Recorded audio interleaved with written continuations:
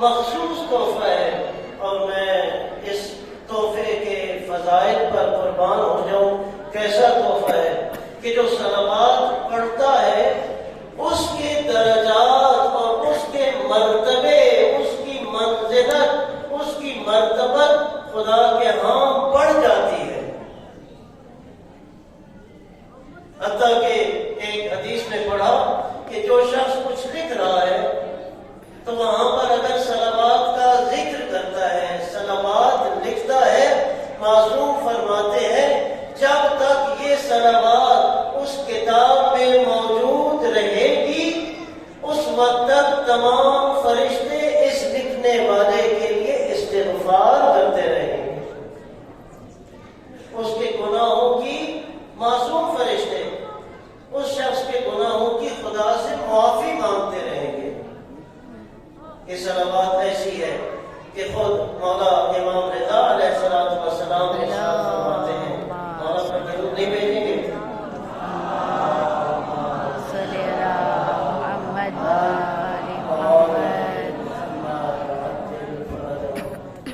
اور ایک نسخہ عطا فرماتے ہیں، ارشاد فرماتے ہیں کہ جو شخص، اس حدیث کی تشریح میں اپنے انداز میں اس طرح سے کروں گا تاکہ سمجھا سکوں کہ جو شخص اپنے گناہوں کی وجہ سے نادم ہے، پریشان ہے، پشیمان ہے اور کچھ سجھائی نہیں دیتا کیا کرے، تو فرماتے ہیں کہ اسے چاہیے کہ کثرت سے محمد و آل محمد پر صلوات بھیجے کہ یہ صلوات اس کے گناہوں کا کفارہ بن جائے گی۔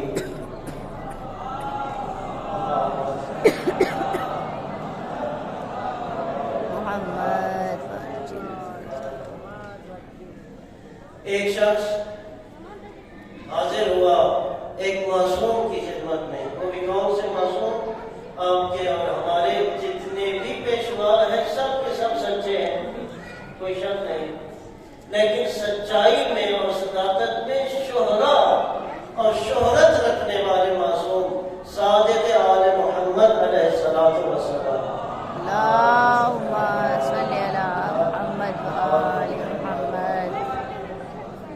چھٹے امام علیہ السلام کی خدمت میں حاضر ہوا اور عرض کرنے لگا کہ مولا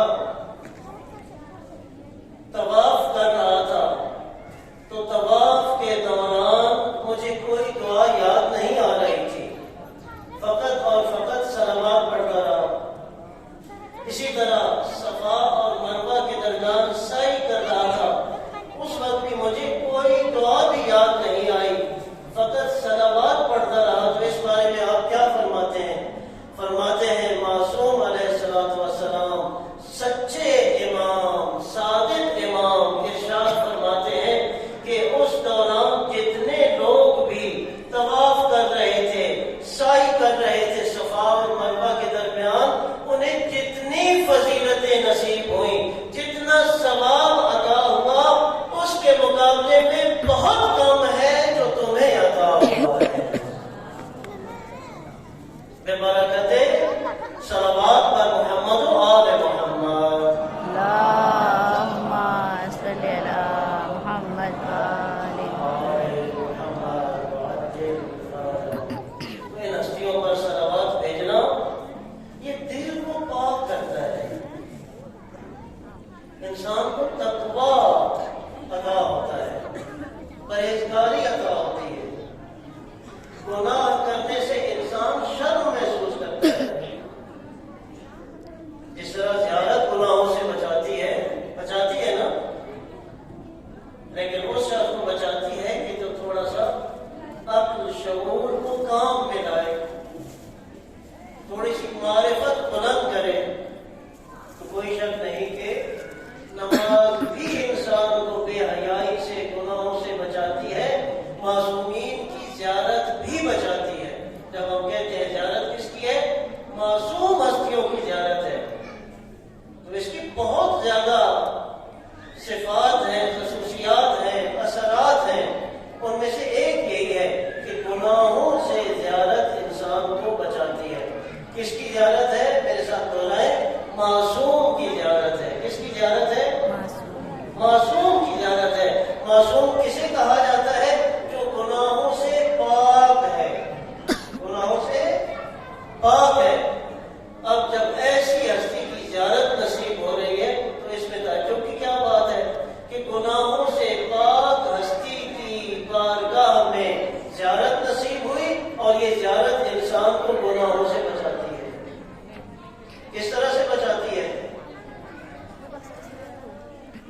کہ جیسے ہی انسان کے قدم خدا نخواستہ شیطان بڑھانے لگتا ہے کسی گناہ کی طرف، شیطان تو نہیں چاہتا نا کہ آپ یہاں آ کر گناہوں سے پاک ہو گئے، تو اسی طرح گناہوں سے پاک رہنے کی حالت میں آپ خدا کے پاس پہنچے۔ یہ شیطان کا بہت بڑا نقصان ہے، جبکہ حقیقت یہ ہے کہ وہ اگر آپ کو ہمیں گمراہ کرنے میں خدا نخواستہ کامیاب بھی ہو جاتا ہے تو اس کا کوئی فائدہ نہیں ہے، اس کے نقصان میں ہی ہے کہ جتنا کو بھی گمراہ کرے گا تو اس کے اپنے گناہوں میں اضافہ ہوگا۔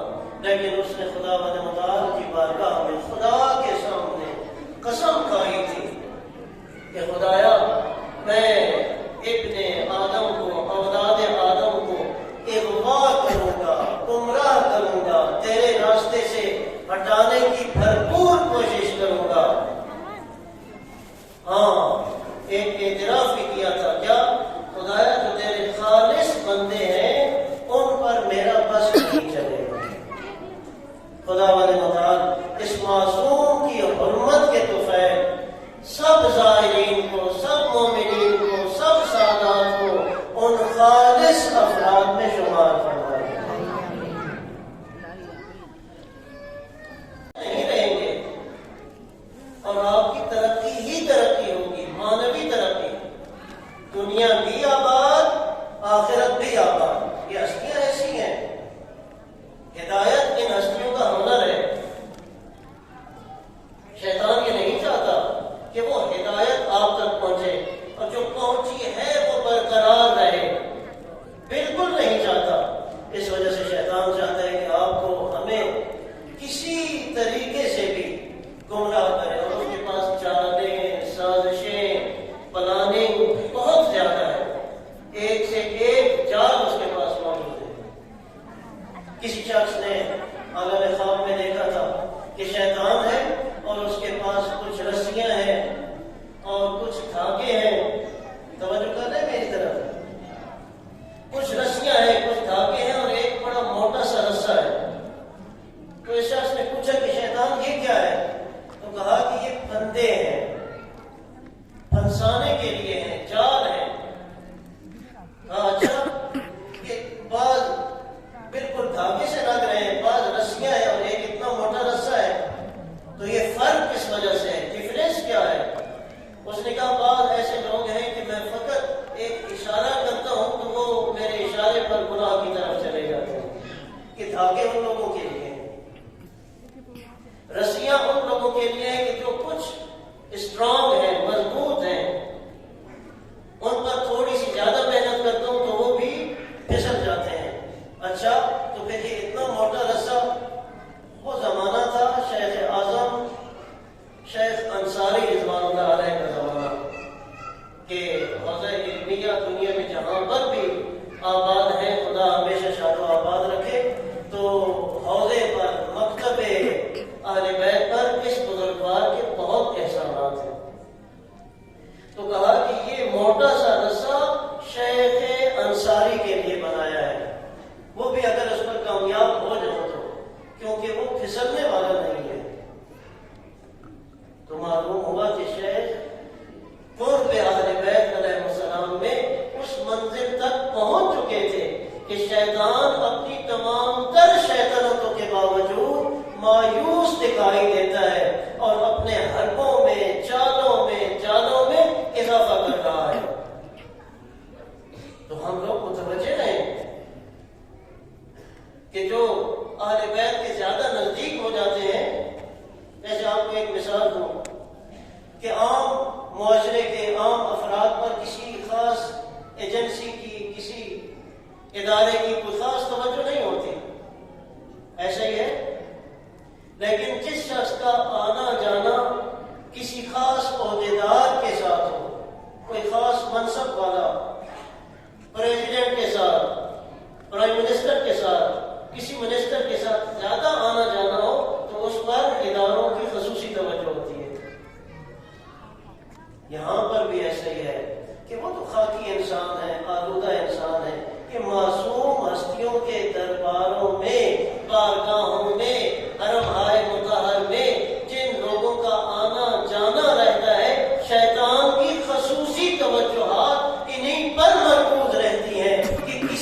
طرح سے ان لوگوں کو اس راستے سے گمراہ کر سکوں. اس کی توجہ آپ پر اور ہم پر بہت زیادہ ہے، لیکن اگر ہم تھوڑے سے بیزار ہوں، اور جیسا کہ علماء فرماتے ہیں، عرفاء فرماتے ہیں کہ یہ انبیاء آئے، ائمہ آئے، بشریت پر کتنا بڑا احسان خداوند متعال کا کہ عرش کی زینت ہستیوں کو خداوند متعال نے فرشی لوگوں کی ہدایت کے لیے زمین پر بھیج دیا. اپنی محبوب ہستیوں کو، زینت عرش ہستیوں کو ہماری اور آپ کی ہدایت کے لیے یہاں بھیج دیا. کتنا بڑا احسان ہے. تو ان کا کام ہدایت ہے، لیکن آپ جب یہاں پر آ جاتے ہیں اب شیطان کے بالکل فوکس میں ہیں. اب آپ کو بیدار رہنا چاہیے. انبیاء اور ائمہ کا ہنر کیا ہے؟ ہدایت، انسانوں کو بیدار کرنا. لیکن پھر بھی عرض کر دوں کہ جو سو رہا ہو اس کو بیدار کیا جاتا ہے. ٹھیک ہے، جو سو رہا ہو اس کو جگایا جاتا ہے، لیکن جو سو نہ رہا ہو اور اپنے آپ کو سونے کی اداؤں میں لے جائے، ایکٹنگ میں سو رہا ہو، اس کو جگانے کا کیا فائدہ؟ اس پر کوئی اثر ہوگا نہیں. وہ تو جان بوجھ کر سو رہا ہے، اس کو کیسے جگائیں گے؟ یہ ہستیاں بھی سوتے ہوئے کو، غافل لوگوں کو جگاتی ہیں، لیکن جو بہت گزر چکے ہوتے ہیں وہ جاگنا ہی نہیں چاہتے، انہیں جگانے کا کوئی فائدہ بھی نہیں ہوتا. اس وجہ سے آپ دیکھتے ہیں، یہی بات اگر آپ نے اچھی طرح سے سماعت فرمائی ہے تو آئے اس کی مثالیں دیکھیں. معصومین علیہ السلام کے اپنے زمانوں میں کتنے لوگ ہیں جو معصوم کو دیکھتے بھی ہیں، اس کے باوجود ہدایت نہیں نصیب ہوتی. ایسے ہے یا نہیں؟ معصوم کو دیکھ رہے ہیں لیکن انہیں ہدایت نصیب نہیں ہوتی. پیغمبر کو دیکھ رہے ہیں، پیغمبر کے ساتھ اٹھنے بیٹھنے میں افتخار کرتے ہیں، وہ بھی ان کے ماننے والے بھی، ہدایت نصیب نہیں ہوتی. وجہ ان کا ضمیر سو چکا ہے، ان کا باطن سو چکا ہے، وہ جاگنا ہی نہیں چاہتے. اب انبیاء بھی انہیں جگائیں وہ نہیں جاگیں گے، گویا وہ چلتی پھرتی لاشیں ہیں کہ جو ظاہری طور پر اس زمین سے اوپر ہیں، لیکن کتنے لوگ ہیں جو زمین کے اندر ہیں، نیچے ہیں، لیکن وہ ان چلتی پھرتی لاشوں سے بہتر ہیں. ظاہر کیسے گناہ سے بچتا ہے؟ بیدار ہو تو بچتا ہے، ورنہ آسانی سے کوئی شیطان کے دھاگوں والی بات ہے کہ اسی طرح پھسل جاتا ہے. اور ایک دفعہ پتہ چلتا ہے اور ہوش و حواس برقرار ہوتے ہیں کہ یہ کیا ہوا، میں تو امام رضا کا ظاہر تھا، میں تو کربلا کا ظاہر تھا، میں کیسا پھسل گیا ہوں، کتنا بڑا پھسل گیا ہوں، گناہ میں پڑ گیا ہوں. لیکن وہی اگر بیدار ہوگا، معرفت نصیب ہوگی، تو یہ انسان ہے کہ جو فوراً دیکھ لے گا کہ اگر گناہ کی طرف جاؤں گا معصوم ناراض ہو جائیں گے. اب گناہ سے یہی سوچ، یہی معرفت اس کو بچا لے گی. اور یہ کس وجہ سے ہے؟ زیارت معصوم کی برکت ہے. بلند صاحب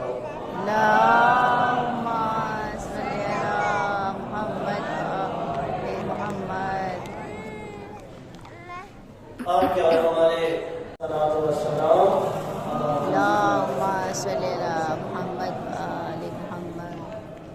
اپنے جد بزرگوار کی تعریف فرما رہے تھے، مولا کے بارے میں مولا کی صفات بیان فرما رہے تھے، حضرت رسول اعظم کی صفات. تو وہاں پر خصوصیت سے 3 صفتیں بیان کی ہیں. میں بھی آپ کے سامنے وہ بیان کرتا ہوں. ایک صفت یہ کہ پیغمبر کا سایہ نہیں تھا، پیغمبر کا سایہ نہیں تھا. اور جیسا کہ آپ سنتے آتے ہیں کہ یہ ہستیاں ایسی ہستیاں ہیں، پہلا بھی محمد، درمیان میں بھی محمد، آخر میں بھی. تو یہی شرف اور یہی فضیلت آپ آخری میں بھی ملاحظہ کر سکتے ہیں. نہ پہلے کا سایہ تھا نہ آخری کا سایہ ہے.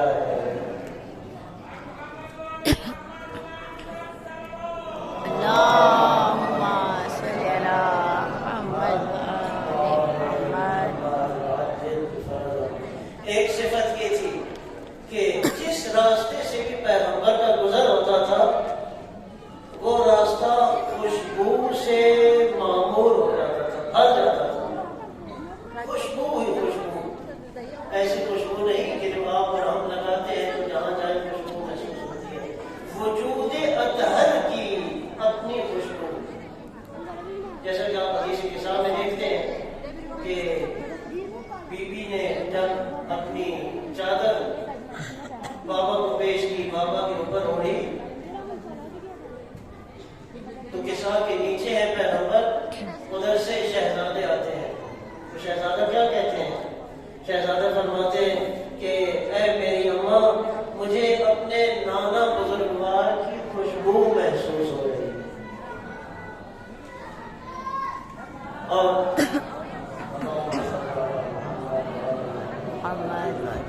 جتنے بھی یہاں پر بیمار ہیں یا کسی بیمار نے التماس دعا کے لیے کہا ہے، سب کی شفا کے لیے، صحت کاملہ عاجلہ کے لیے بلندر سلام.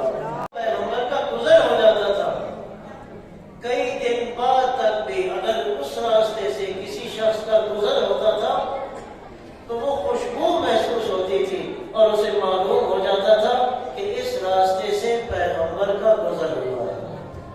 ایسی خوشبو تھی. اور اسی طرح سے تیسری صفت، ہزار خاص صفات میں سے تیسری صفت جو ہمارے پانچویں امام علیہ السلام نے بیان فرمائی ہے، کیا ہے؟ فرماتے ہیں جس راستے سے گزرتے تھے اس راستے میں جتنے درخت ہوتے تھے، جتنے پتھر ہوتے تھے، وہ جب دیکھتے تھے اور زیارت کرتے تھے پیغمبر کی تو وہ پیغمبر کے سامنے جھک جاتے تھے، پیغمبر کی تعظیم کرتے تھے جھک کر. اس سے معلوم ہوا کہ کتنے بدبخت اور سنگ دل وہ لوگ تھے، پتھر سے بھی بدتر وہ لوگ تھے کہ جو پیغمبر کو دیکھتے بھی تھے لیکن ان کے دلوں میں پیغمبر کی کوئی عزت و عظمت، کوئی تعریف نہیں کرتی. کہ جتنے لوگ جنہوں نے معصوم ہستیوں پر ظلم ڈھائے ہیں وہ سب اسی طرح کے ہیں، پتھروں سے بھی بدتر ہیں. پتھر کی بھی ایک اچھی خاصی بحث ہے قرآن کریم میں بھی. آپ دیکھیں کہ پتھروں میں سے بھی کچھ ایسے پتھر بھی ہیں کہ عظمت خدا کے سامنے سجدہ ریز ہو جاتے ہیں. ایسے پتھر ہیں پھٹ جاتے ہیں اور ان سے چشمے جاری ہو جاتے ہیں. کیسے لوگ ہیں کہ جو ان ہستیوں کو دیکھتے ہیں یا ان کا ذکر سنتے ہیں لیکن دلوں پر کچھ اثر نہیں ہوتا. پتھر کیا ہے؟ جماعت ہے. درخت کیا ہے؟ نبات ہے، نباتات میں سے. لیکن انسان کا مرتبہ تو خدا نے بلندر کیا ہے، اشرف المخلوقات آپ کہتے ہیں. لیکن ایسے لوگ پتھروں کے ساتھ اور اسی طرح سے درختوں کے ساتھ بھی کمپیریبل نہیں ہے، قابل مقایسہ نہیں ہے. پھر ایک شاعر نے، فارسی زبان شاعر نے کیا خوب اس کی توجیہ کی ہے کہ پیغمبر کا سایہ کیوں نہیں تھا. پہلی صفت تو کہتا ہے کہ سایے پیغمبر نہ دارد هیچ میدانی چرا آفتابی چون علی در سایه پیغمبر است. یعنی پیغمبر کا کوئی سایہ نہیں تھا، لیکن اس کی وجہ معلوم ہے کہ سایہ کیوں نہیں تھا. سایہ کیا ہوتا ہے کہ ایک جسم ہے اور یہ ساتھ اس کے ساتھ ساتھ چلنے والا ایک سایہ ہے، ہمراہی کرنے والا یہ سایہ ہوتا ہے. لیکن کہتا ہے کہ ایک آفتاب، ایک خورشید، ایک چمکتا دمکتا سورج علی ابن ابی طالب کی شکل و صورت میں پیغمبر